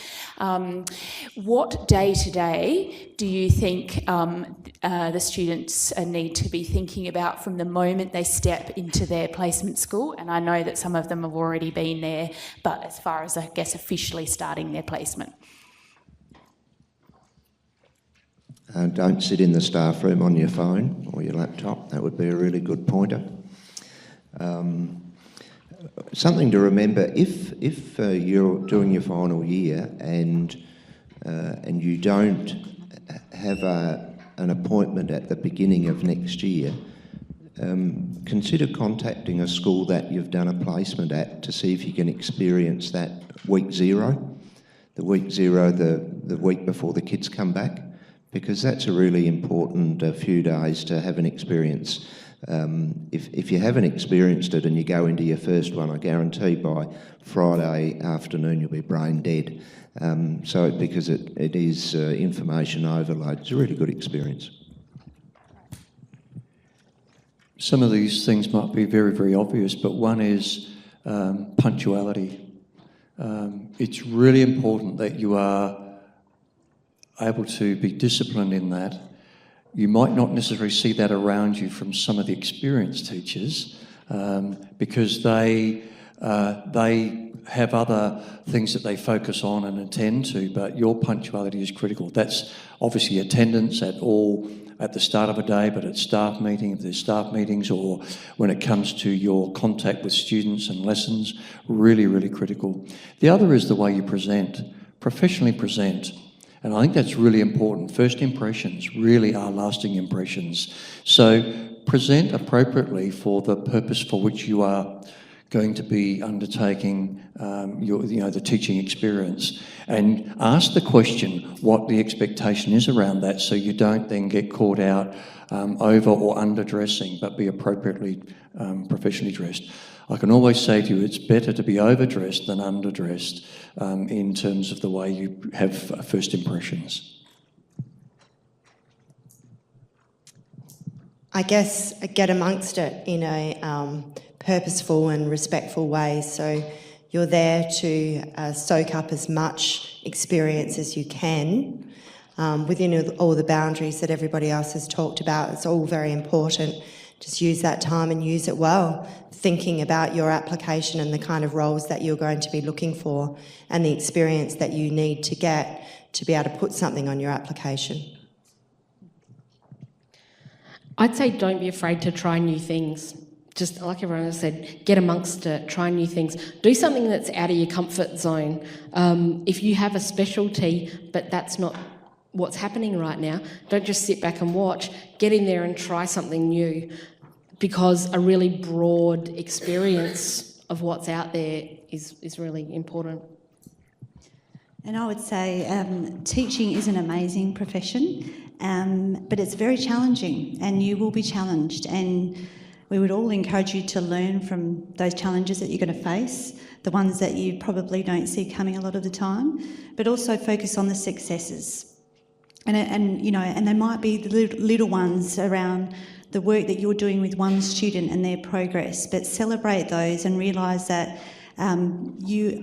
you want to be open to developing yourself as a teacher all the time, every day, no matter where you are at in your career. And this final placement, have that headset. Yes, that's good. So you're going into placement, but you're actually potentially working with your future colleagues. So have that mindset as well. Questions? Now's the time as we start to wrap up. Thank you. How favourable is it looked upon if an applicant has a history, a work history in international work? Great, as in teaching work? Yeah. I mean, all experience is good experience, and if you've got teaching experience, why not? Compared to national, like working in the country? As in working in the country in Australia? Yeah, compared to someone who's done most of their work experience overseas.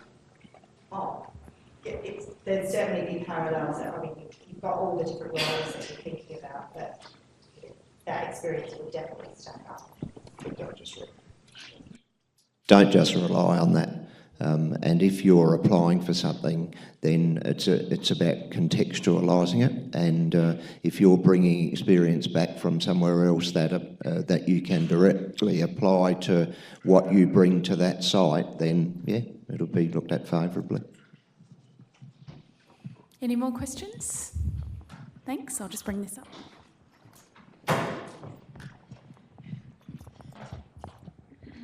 What about things like a lot of jobs, you know, there might be a couple of teaching areas specified, and let's say I've got all my degree is specialising in one area, but perhaps I don't have a bit of geography or something like that that is part of that role.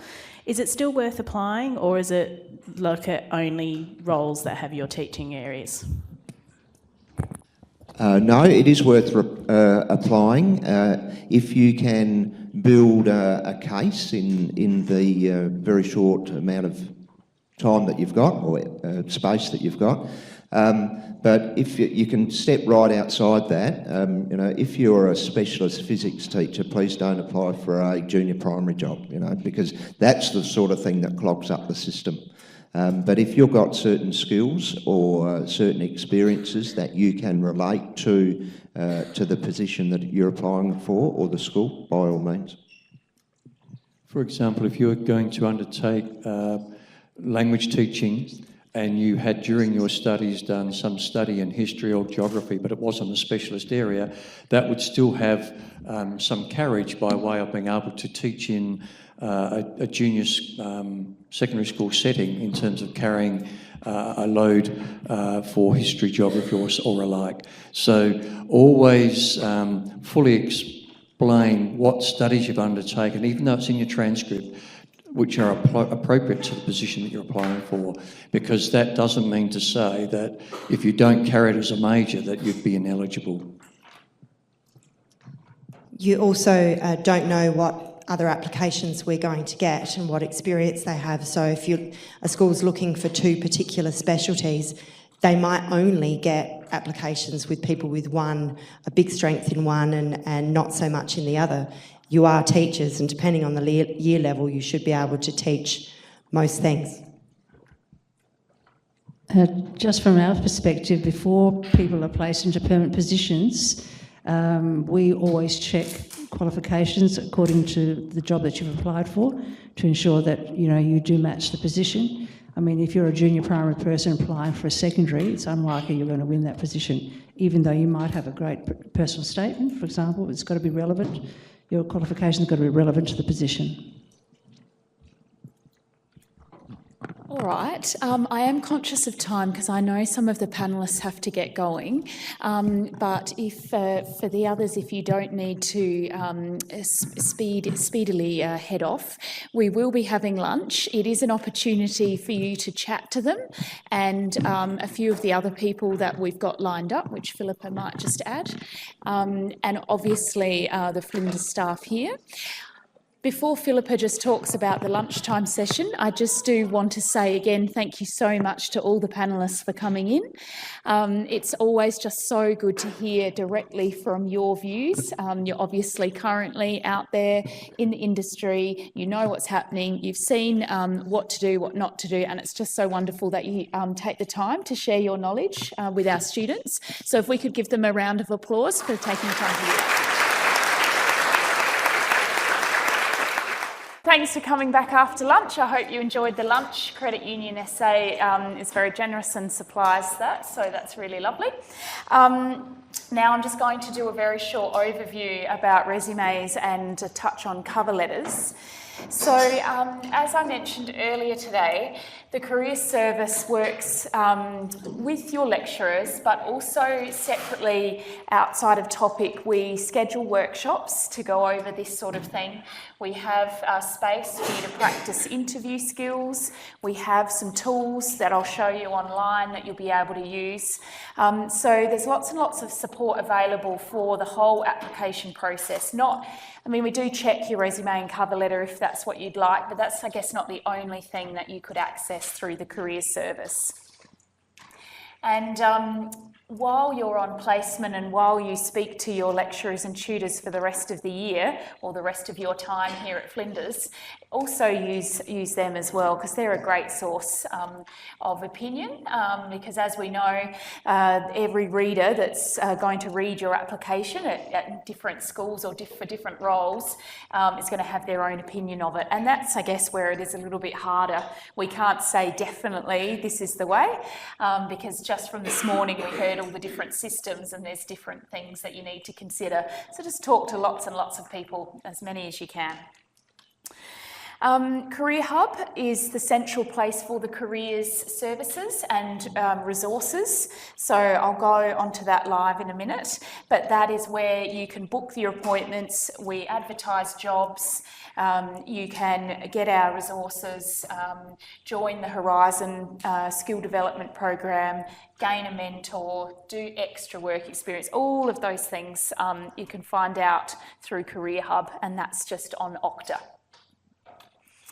So, to get straight into it, with your resume, there's so many things, I guess, like anything, little things to think about. The important thing with any job application is to really stop and think about you and who you are in relation to the role that you're going for. So whether that's a teacher role or another role, what does the role require? What would you be doing? What's the specialty area? What's the school? What's the context? And then what's your story in relation to that? Now, I don't think this PowerPoint's on the app yet, but I'll make sure it goes on the app and I'll put it on Career Hub, and I might even send it through to some of your lecturers so that you've got all the resources from today. So it's important to spend some time preparing your story. So have a think about that. Who are you? If you were to introduce yourself in the context of work, what would you say? What have you done? What skills do you have? What experiences do you have? What are your interests professionally?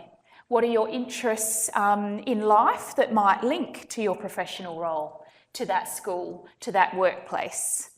So that's why it's good to brainstorm and do a bit of a about me and talk to your peers and maybe your placement supervisor just to get some more ideas, because we don't always think about it when it's about us. It's a little bit hard. So your resume, yes, you'll probably start off preparing a general one, but then when you actually use it for each job, you will spend time making sure it matches the job that you're applying for. So we don't use the same version, just flicking it to all the different jobs that we're applying for. Spend some time researching what resumes might look like. Look at some examples, some different formats, different ways of structuring the resume. Things like I asked the people from the Department for Education, what does the resume need to be for the job that you're applying for? And that one stands out to me because the decked resume is probably not what I would call a resume in a traditional format. So they usually have some instructions online, and I've included a few here in this PowerPoint. So just check, well, what do they mean by resume? What should that look like? And then when you're going through and talking about your experience on placement or your previous or current employment, it doesn't matter what that is, then tell the reader a little bit about it. So describe it, give them the context. Was it a big school, small school? Did you work with certain students of a particular area or need? Have you worked in a large supermarket or a small local shop? How many people did you work with? How many in your team? How many people in the organisation? What did you do? Cash handling is not that exciting to put on the resume, so add something to it. You manage to, serve the customers, both, looking at the customer service, giving them options, and obviously point of sale transactions and all that goes with the point of sale. So if you're in a retail job at the moment, you don't just handle cash, you do much more than that. So describe it and explain it. But all the while thinking, well, hang on, what am I doing and how does that relate to the job that I'm going for? So how would serving in a retail environment relate to a teaching job? You can start to think about the customer service, managing lots of aspects at once, managing demanding customers, linking and matching. What does that look like in the classroom? How's it the same? How are the skills the same? That's what we're talking about here. And then a couple of formatting tips is use bullet points. Don't use paragraphs. So sometimes I feel like I see a resume that's an essay in some ways with a couple of headings. So it's just moving from the academic writing to a much more practical context. Think about your space. Don't have lots of white space on the page, in the sense that use, as much of the page as you can.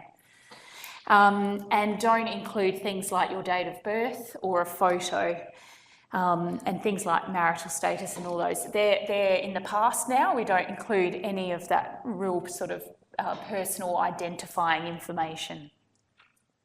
And we've got lots of information and checklists as to what you should and shouldn't include.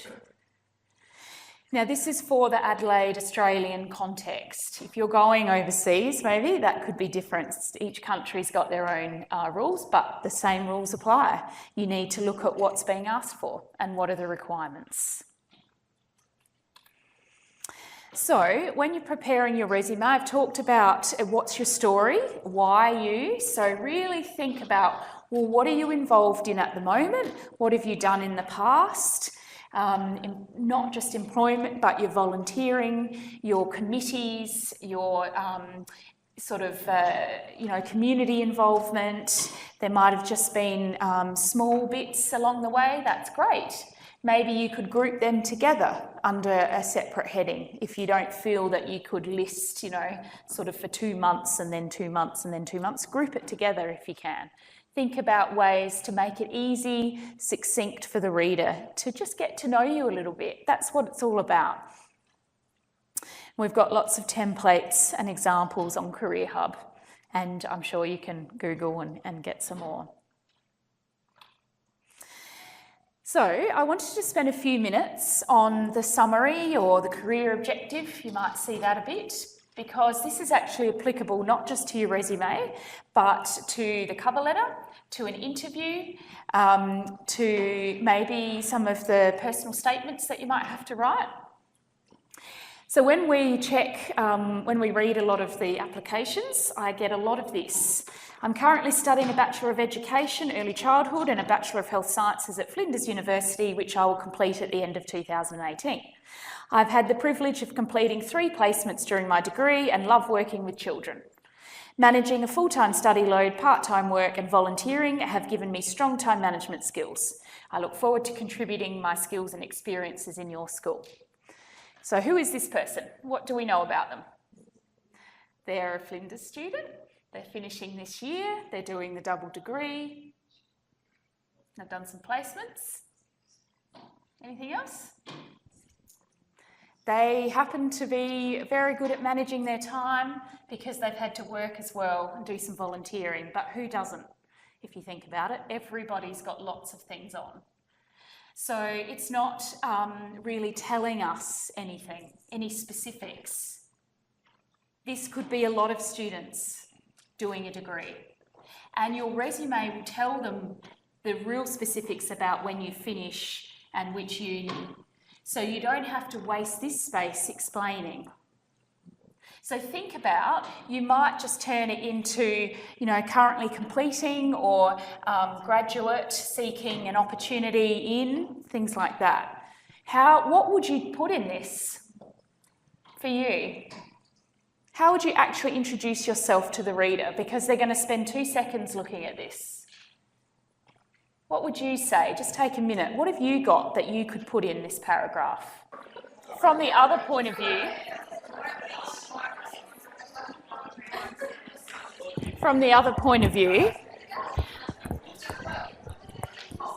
if you were the reader, thanks everyone, if you were the reader, what do you want to know from this?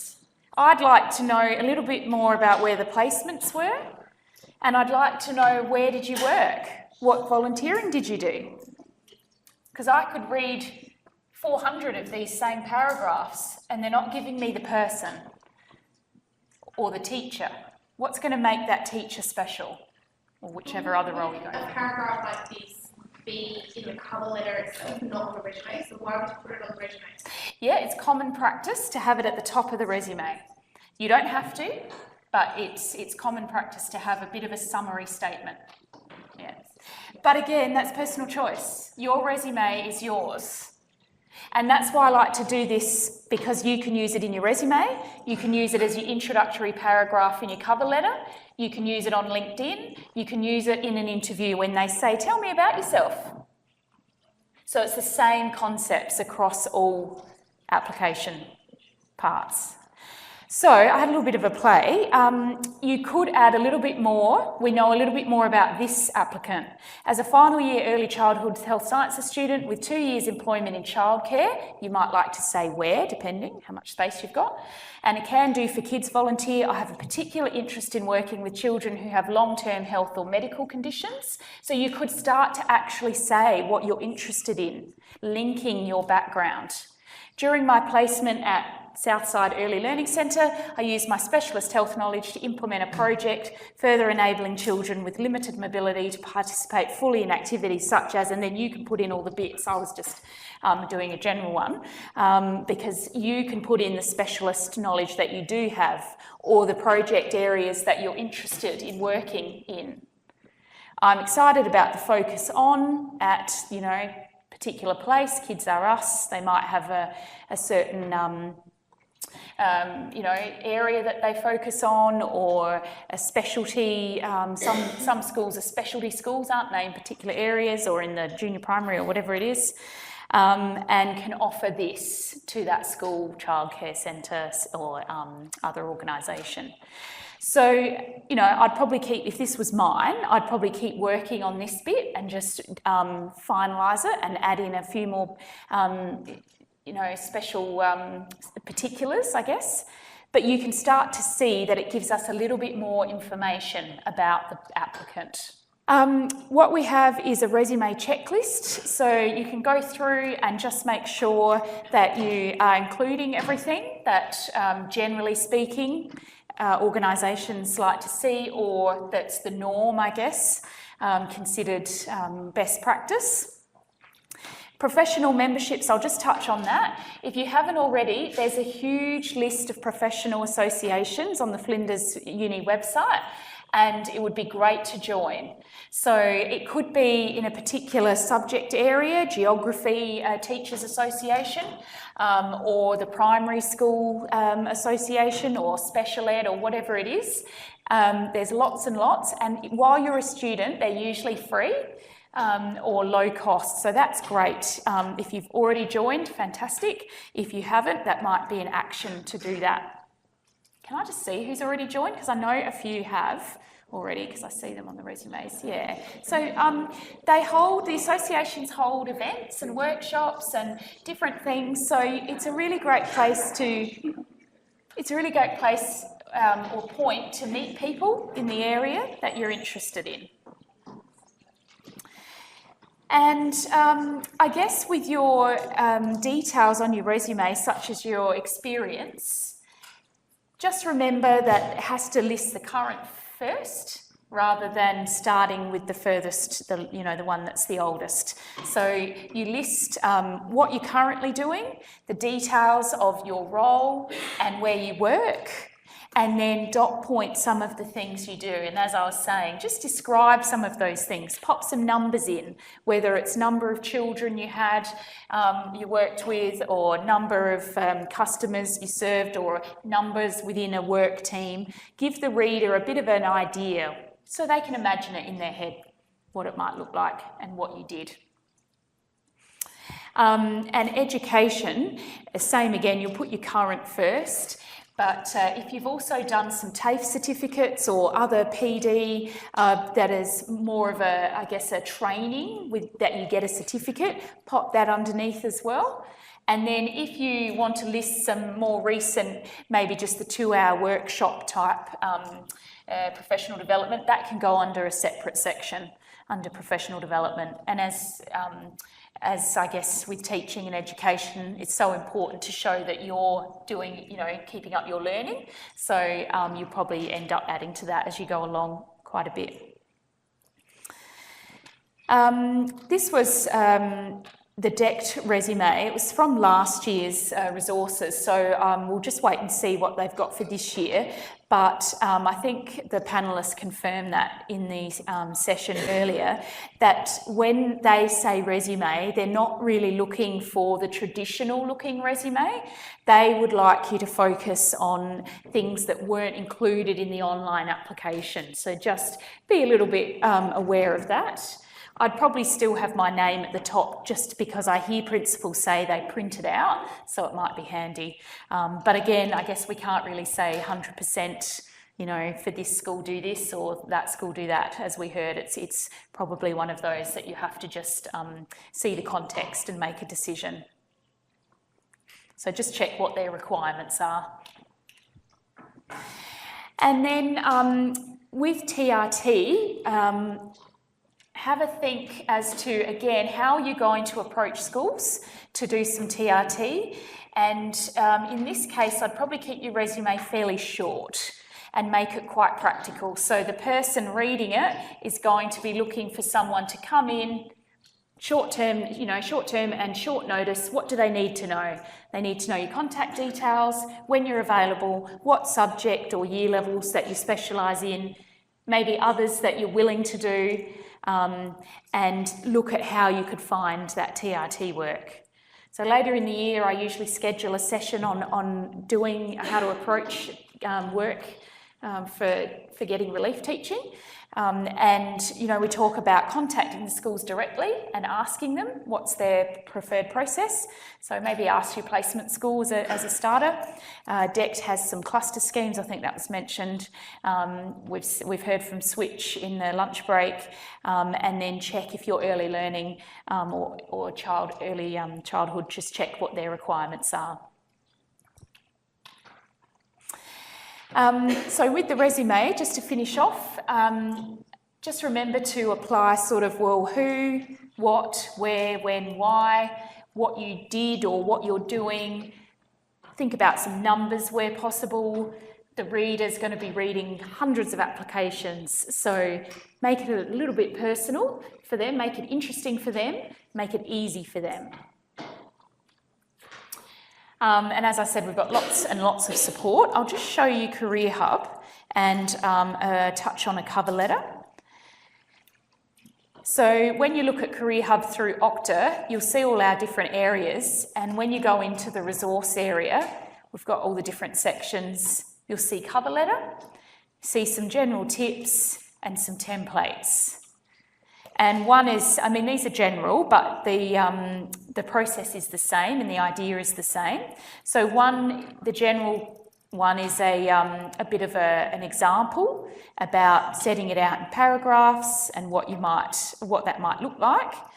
And then one we have with notes. One of my colleagues just popped in for each of these paragraphs what you might write in there. So that's accessible through Career Hub. I won't go through every single thing with that, but with the cover letters, again, things are changing. So some organisations will ask you to provide a one-page cover letter, your resume, and then answers to criteria. Others will ask you to address criteria in a two-page cover letter, and then others might have something completely different, like the personal statement. But with, generally speaking, with cover letters, they are a letter. So set it out with your details and the date and their details and write dear, whoever it is. We generally recommend Mr., Ms., whichever other title they might have, and their surname. I don't think, if it's, say you're writing it to me, Dear Rihanna, is probably just a little bit too informal at this point. I think it's becoming more acceptable, but I'd probably go with the title and the surname. And then you'd introduce yourself. Okay, so that's what we've got here in the notes. Also got a video. And then start to show them why you, basically. So why would you match what they're looking for and why do you want to work for them? And then it really depends on how much room you've got. If it's a one page, you're going to do each part in a broader sense, probably end up with 4 or 5 paragraphs. If it's a 2-page cover letter and they've told you, please address these 6 criteria, so demonstrate that you work well in a teaching team, then you would spend time on addressing and showing them how you work well in a team and through your experience and what that experience is and what skills you have. And that part is a bit like if you think about when you write your essays or the academic writing. You know, we have a topic per paragraph generally, don't we? We have a topic sentence, we introduce the paragraph, we then explain, and then we close off, and it's the same sort of structure. But I guess my main tip is, for academic writing, we get very formal and third person, whereas the job applications are the opposite. So it's first person, because it's about you, so I, and it's not quite as formal in the academic sense. I mean, still a written letter, so we're not too casual, but simple, I guess, simple sentences. They don't need to be too complex or convoluted, maybe sometimes as we get when we write for academic pieces. I I purposely just did a quick overview because I think it's important that you do your own research and look at the resources we have, look at examples we have, do your research yourself as to what others are saying out there about how to write these documents. But I hope that you can see just a few things from what we see from students and what employers are telling us, maybe what you could work on and what to include or not to include. In a minute, we're going to get you to do some feedback, but are there any questions in relation to resumes and cover letters or applications in general? Where would you put your personal statement, or you said there was like your brief introduction to yourself on your resume? Where do you put which one? Yeah, so it depends what the instructions say, but generally, as far as I know with DECT, you'll go in and register and put all your details in, and then they get you to write this personal statement, and if it's still the same as last year, they get you to tell you how to set it out, and you set it out in 2 columns with the 3 headings, and they get you to upload that separately. So it's all part of the general application register. And then, you know how they were talking about applying for permanent positions versus, other positions? So the permanent positions will have a separate application and separate instructions as to what to do. And they have a personal, I think she was saying there was a personal statement, which is similar but different criteria. It's a bit complicated when you don't have it in front of you, so I think it's best if you get on, if you're looking at the department, get on and you know how she said you could start probably next week if they've got it up? Get on and have a look at what the application involves even before you're sort of getting into it, and they've got some instructions on what to do for each of the documents. So hopefully that will help, and then we can help you further. Is there someone in Career Hub who will have a look over our resumes and cover letters? Yeah, that's either me or a couple of the others I work with. So you can, on Career Hub, you can actually upload your application and we'll look at it on screen and give you comments and then send it back to you. So there's usually a link, I don't know why it's not showing up, but when you log in, you'll be able to see application check. And you can also make an appointment, but we like you to have worked on it first so that you can make use of the time in the appointment. But we'll certainly work through it with you and give you some feedback. When you're looking at the resume and you have, say, 25 years of work experience and you don't want a 6-page resume, how are you supposed to make that fit? Yeah, that's a good question as well. So when you've got the long work history, so think about what's relevant to the role, and instead of listing sort of, sometimes I see people when they've listed way back, like you say, 25 years, each date, exactly what each job did, you could group it and say, put in the last 10 years prior to 2008 or 2005, whatever it is, a range of roles, including customer service or, whichever industry it is, and what type of jobs you did to make it smaller. So we want to see your range of experience, but we don't need the details for that long if you do have a long work history. But you need to think about, well, how would I group my experience? Be creative in your groupings, in your headings. I was just wondering if the Careers Hub services will be available after we graduate? Yes. Or is it just while we're at uni? Yeah, Okay. up to 18 months after you finish. We're not really strict about that, so if it's 2 years, we generally help you still. I do like chocolate, but I'll just go up here.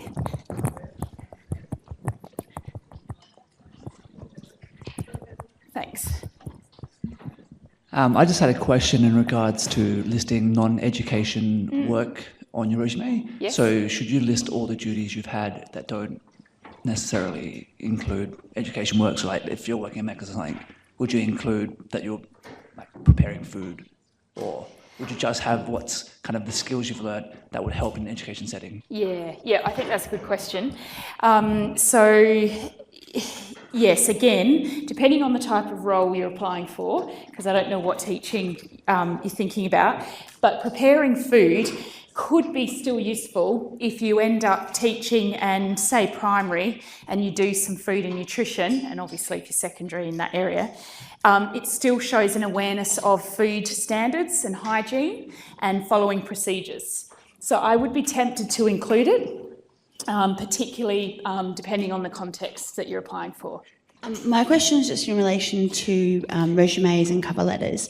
So the information that we provide in our resume, should that be sort of different to the ones in our cover letters, or should the cover letter be like a brief overview? Yep, that's a good question as well. I think for that, obviously the resume is meant to be a bit of a summary of you, and the letters are more, I guess, going into a bit more detail and connecting you to the role. But we can't guarantee that the reader's going to read both.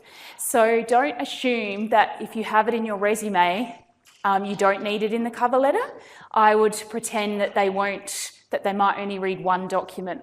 So remind them. Don't feel that you're repeating yourself from one document to another, because it's just about reminding. Remember, if they're reading 300, they may not spend time on both. They may not really even read both. So I think that's a good point to make. Sometimes I have students say, yeah, but I've got that on my resume, so I don't need to mention it on my cover letter. But it might relate really well to the role or the criteria that they've set, so I would put it in both. Yeah, and just reiterate. Just think of it as like, remember, I've got this skill. Remember, I've got this experience, and how and why on both documents.